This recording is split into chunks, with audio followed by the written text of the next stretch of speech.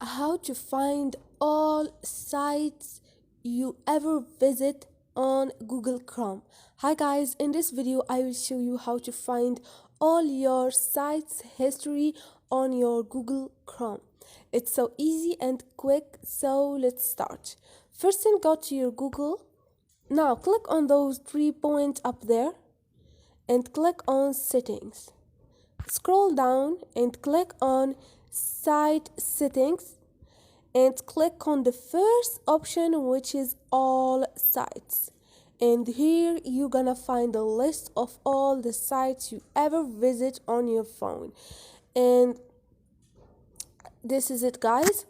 Hope this video was helpful to you, and if you like the video, don't forget to subscribe and like.